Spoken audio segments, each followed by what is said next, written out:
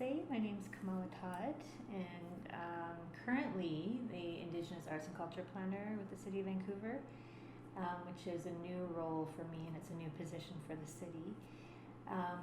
My own background is as a filmmaker and a community planner. I was born and raised here on these lands and all around Vancouver, but I'm not of these lands. My own ancestors are Cree and Métis and Eastern European. So I grew up here and have been taught by people from these lands, the Musqueam, Squamish, and Tsleil-Waututh nations, so many stories, and just, a small amount of the depth of their histories here, the depth of their relationships with their lands and waters, the strength and beauty of their cultures and their laws and their worldviews and the ways that they, carry themselves in these lands and how special these lands are to them. And so just from my own relationships with people from here, I've been learning, and trying to learn what it means to live on someone else's lands. I didn't grow up in my own homelands. I don't have a strong sense of my German ancestry. So I'm a Métis Cree person in Coast Salish territories because I actually currently live in Gibsons, which is Squamish and Xʷməthkվəy territory. So it's an ongoing journey. I have two sons, and they were also born here. And we together do what we can to learn our own responsibilities living here on these lands, our own continuous gratitude for being here, and how we can give back and how we can be good guests or visitors or settlers, from other territories, whatever. I consider myself a guest in these lands, but it's my home. And I have a very strong sense of connection to this place with the cedars and the salal and the huckleberries and the salmonberries and this very unique, special place that's really shaped who I am. And so in my own work as a filmmaker, so it's an interesting background that I have in urban geography, where I learned about, looking at the city as a text and looking at the built environment as conveying values and messages and certain ideas about society and culture, and, began to realize that the urban environment that I live in is very much based on colonial values, European, Western ideas of how we're supposed to live on the land, and who deserves to have a voice, and who the caretakers are, and who the decision makers are, and all of these really problematic ideas about basically white settlers being the founders of this place, and being the ones who created the laws and who pioneered and cleared the land, and all of these mythologies that I've grown up with that really reinforce this idea that this was an empty land. I've grown up, surrounded by those messages, that this place was built by, certain white men who were brave and fought back the wilderness. And so, as I said, it's been a learning process for me to really begin to understand what this place is really about, the thousands of years of history and cultural continuity of the Musqueam, Squamish, and Tsleil-Waututh on their lands. And so learning that through urban geography and thinking, okay, well, I can go into community planning, but I also have a filmmaker mother who, when I was a teenager, she was in film school, and I could see the power of documentary. I could see the power of Indigenous people having voice and visibility, amid all the kind of erasure and silencing of the colonial narrative that's also in our media. And I could see how what she was doing was so important, to bring out the story of residential schools, for example. She made a film about residential schools at a time when it really wasn't part of the conversation in Canada, and she really helped bring it to the, wide visible attention.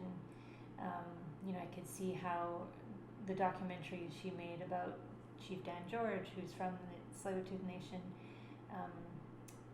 and also has Squamish ancestry. How telling that story of his family and his experiences here and his wishes for his people, how empowering that was for the family and the community, and for people to just learn more.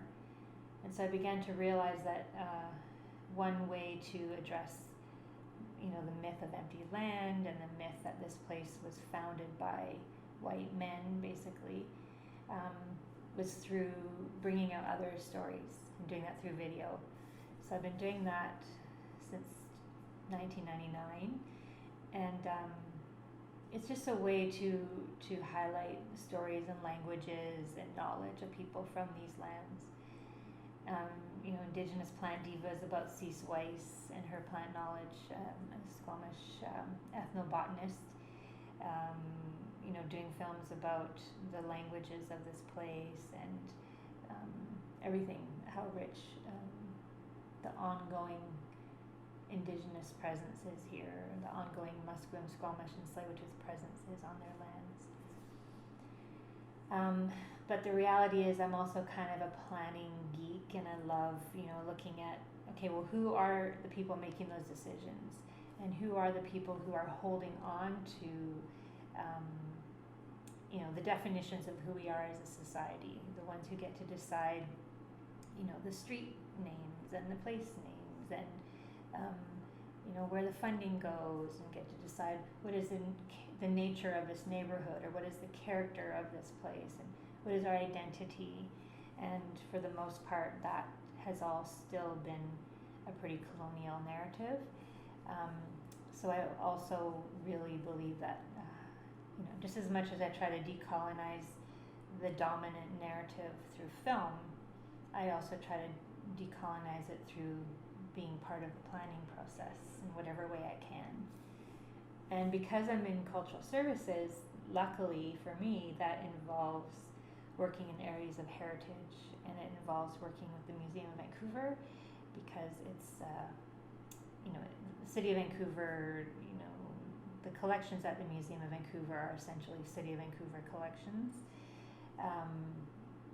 And I started this position at a time when the city is actively involved in repatriation of its collections, and really, taking a good hard look at how were those belongings acquired in the first place, and what was the mindset of people who were collecting and taking and stealing and selling and storing and displaying all of these expressions of people made by their ancestors, or, as sad as it is, their ancestors themselves. The Museum of Vancouver has had several ancestors in storage from around this area, or even other places. And so it's been a learning thing for me too, to understand how Vancouver was built, and what the impacts on the local people have been, whether that be burial sites that were completely destroyed, stories of the ancestors in those resting places being dug up and shipped around the world, sometimes, from what I've heard, being thrown in the garbage because there were so many and they had nowhere to put them, and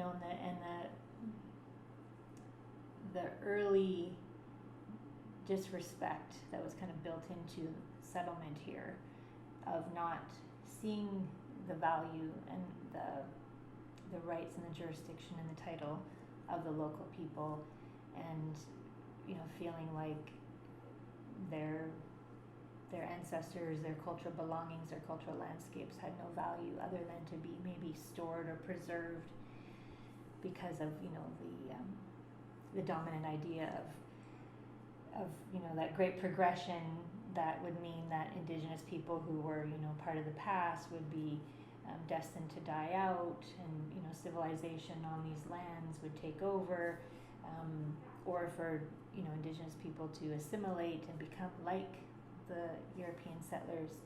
All of those various messed up ideas justified and fueled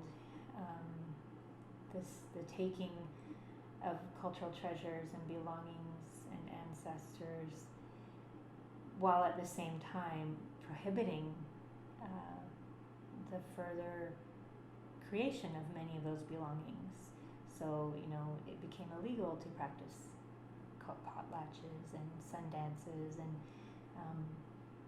became illegal to just continue to be who we were as Indigenous people in all of our nations. And so as we were prohibited from practicing in those ways, people were also stockpiling and profiting off of taking and selling and displaying our belongings. So with the City of Vancouver and Museum of Vancouver actively working on repatriation and having a policy of working with the nations whose belongings are in the storage or in the exhibitions, it's a real privilege to be part of that work.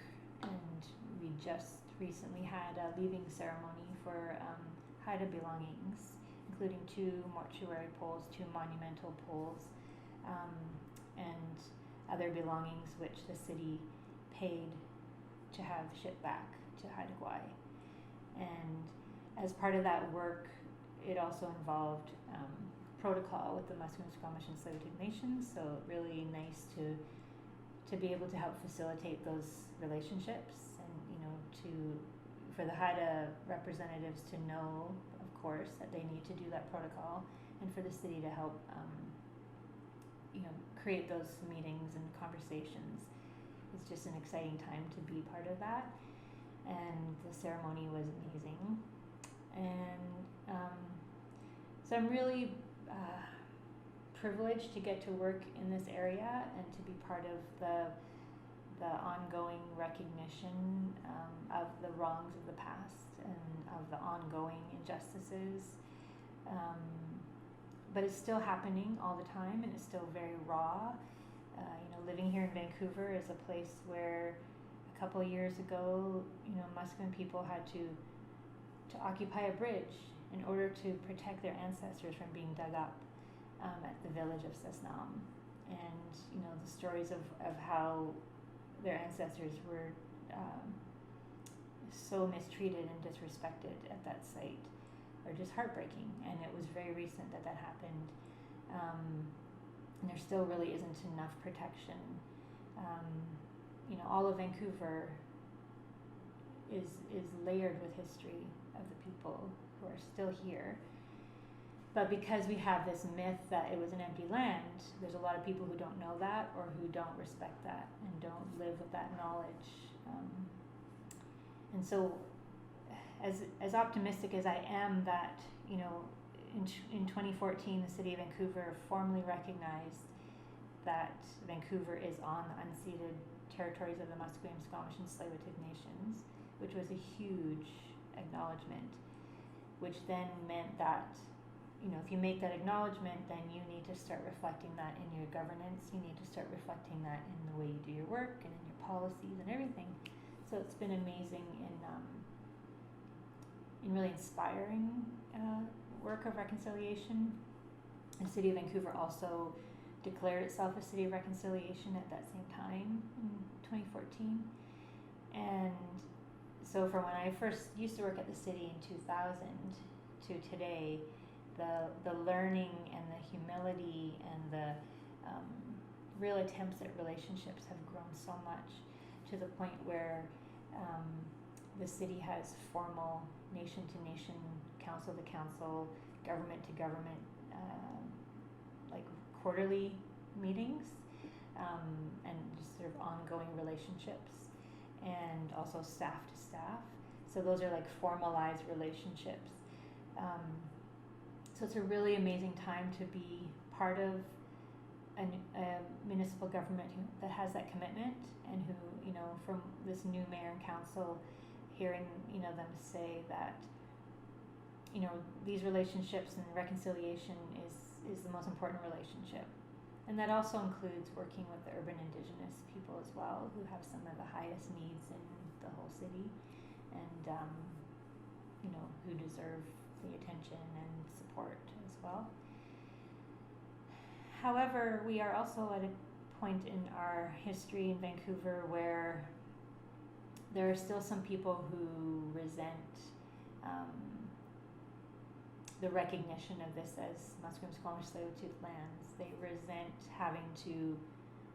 they don't want to have to learn the languages, the Squamish and unceded languages of the original languages of this place. They feel that the history of Vancouver is a proud history, and they want to celebrate that history. There's also a bit of backlash right now, or kind of there's a reluctance sometimes from some people to really acknowledge that we're on Musqueam, Squamish, and Tsleil-Waututh unceded lands, and to acknowledge that the making of Vancouver is full of violence and injustice and thievery and dispossession and extreme loss. And there are a lot of people who don't want to have to contend with that, and who don't even want to acknowledge their own how they've been the beneficiaries of the generosity of the people of these lands, and that all of the wealth that we enjoy in Vancouver came from the lands and resources of the Musqueam, Squamish, and Tsleil-Waututh people. So that's part of the challenge in looking at reconciliation and decolonization, is those people who continue to say get over it, those people who feel like there's no real problem in the past, and that everybody's on equal footing, and just get on with it. So I'd say right now that's probably one of the bigger challenges, but the work of building relationships with Indigenous people just continues to blossom despite all that. So part of changing the relationship to me is about learning the stories and learning the languages. And so, to some people, Stanley Park is Stanley Park. It was just forest before, and now it's been created into a park, and it's there for everybody to enjoy. However, and I only know a little bit from what people have shared with me in my own research, but I don't know anything about that place, from my own cultural connections. But from what I've been told, just like all of Vancouver, that's part of the territory of Musqueam, Squamish, and Tsleil-Waututh people. There were villages there in Stanley Park. In fact, one of the hugest kind of cities in this whole region was there at what's now known as Lumberman's Arch. But these sort of colonial narratives and the literal erasure of people off of that place, so forced relocation, or forced removal of people from their homes and their villages, complete destruction of their homes and any other kind of cultural landscapes that were there, and then even kind of disrespect of the burial sites and other sites throughout the park, in paving the road, and all the things that happened to that place. That's been hidden under this narrative of Stanley Park's this great green space for everybody to enjoy. And so part of the work of reminding people that not only is there a painful history there from what settlers did, but that it's a really special place and it needs to be seen in a different way, and it needs to be reimagined, because the people of these lands lost access to those places. They lost access to their villages, they lost access to their traditional foods and spiritual places. And so Stanley Park it's Park Board who work with Stanley Park, but it's the perfect example of how the city is actually working with the nations to do planning there better. And so I get to kind of learn from what they're doing, because Musqueam, Squamish, and Tsleil-Waututh are directly involved in the planning for Stanley Park. And that will mean things like, looking at place names, looking at, what can and can't happen in that space, because, until recently they've been denied any say in what happens there. And as a result, they've been made relatively invisible on such an important part of their territory. And, so sharing the stories of places really help change people's understanding, and then they help to inform new approaches to planning. So another example is a place known as Vancouver Park, but it's also the village of Sgsmåk, and also has a history as a reservation where people were also forcibly removed. And so in my work, I'm trying to look at, here's another place, just like in Stanley Park, that has this really important history and significance for the Musqueam, Squamish, and Tsleil-Waututh people.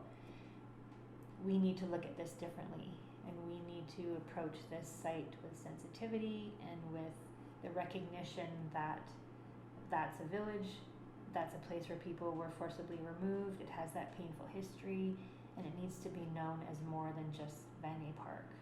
And how can we change that narrative, and how will that then change how we approach planning there? And so I'm excited. It's one area of the city that eventually the city will be looking at. The city plan is a new undertaking that the city is looking at, very early stages, but the city has had the mayor has formally met with the chiefs from all the nations to talk about city plan and how that can happen, and how the nations can be directly involved in really rethinking Vancouver and how planning happens citywide. So that shift has happened because of that recognition that we're on their unceded lands, and because of that recognition that we're obligated to have relationships with the people whose lands we're on, and that needs to be more than just words. It needs to actually show up in how we do our planning, and how we support the nations to be involved in the planning as well. So that's one major area, and it comes from people learning more the stories of these places and having a deeper understanding. And so the area between filmmaking, or the transition between filmmaking and planning, city planning, and the qualities that you recognize, acknowledge in filmmaking, in documentaries through your mother, how do you see that? I think it's very interesting in terms of practice. So when I first started working for the city, I was the Aboriginal social planner, which meant I was to help build relationships between the city and the Aboriginal community. So normally that would mean, much more about working with service providers and looking at social services and that kind of thing. But because I'm a filmmaker, I suggested to my boss at the time that one way to support the Aboriginal community to feel included and visible and recognized is through supporting Aboriginal people to tell their stories. Because colonization has worked to erase, or eradicate, and make invisible, Indigenous people always being here and having rights and title that can't be extinguished, because colonization has been about trying to assert the founding, Western European settlers as the founders, as the exclusive founders, all of that has been a deliberate erasure and silencing to say either you weren't here, or if you were, you're irrelevant now because you lived in the forest and you were hunter-gatherers and you didn't have anything of any value. So very, racist ideas that continue to circulate today. And so one way that you challenge that erasure and that silencing is through making visible the stories and voices and people and places and languages of the lands. And so I have done what I can to support the people of this place to be visible and to be heard and to be recognized. And so I pitched to my boss at the time to do a project called Storyscapes. And the idea was that we support youth to interview their elders and record their stories, hear their stories, and document, sort of archive their stories. We support people from the downtown east side who felt very voiceless at the time, very ignored, to tell their story through film and to do it in a way that reflected what was important to them. So we did a couple of films with Indigenous people from the downtown east side.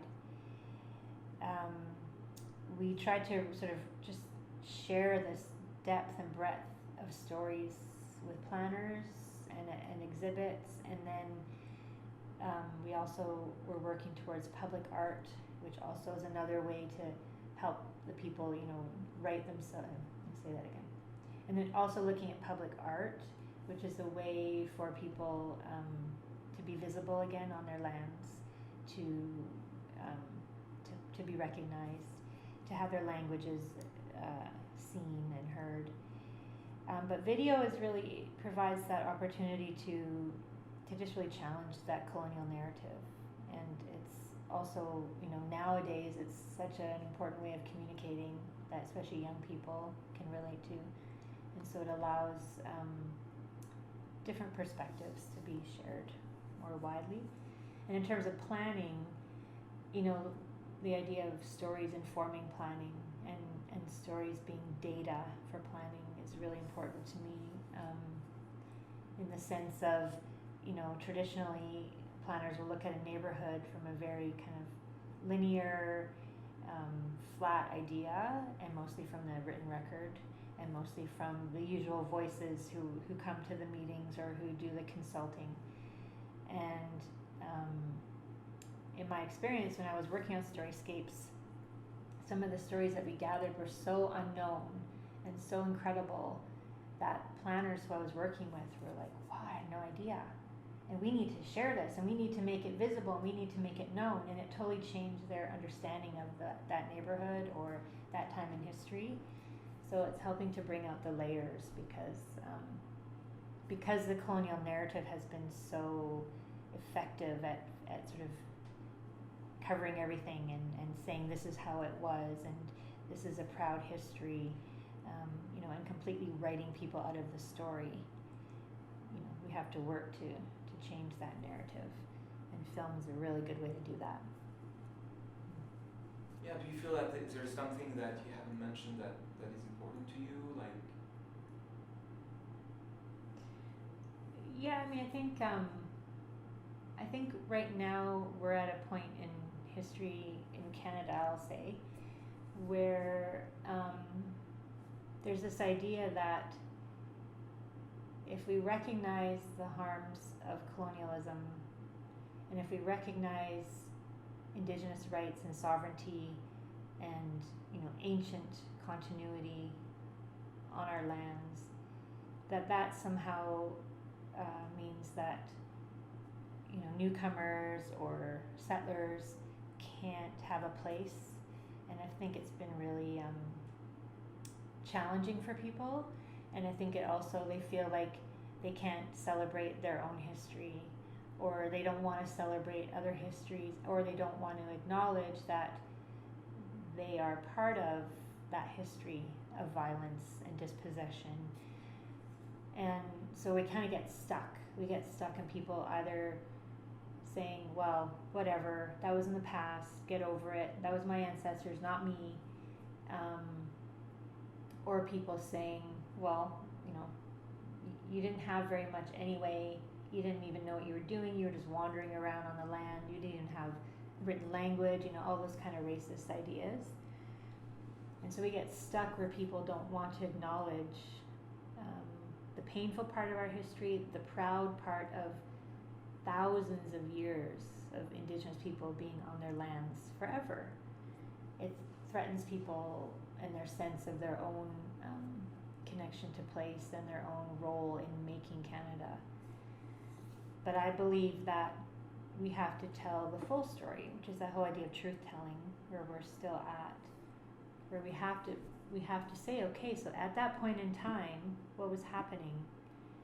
So, for example, if people want to celebrate the making of Vancouver, the birth date of 1886, for example, to some people that is a proud moment where, you know, the white men, settlers, you know, declared it a city, founded a city, and said this is how it's going to be, and proceeded to write the laws and impose the laws and start to build this place.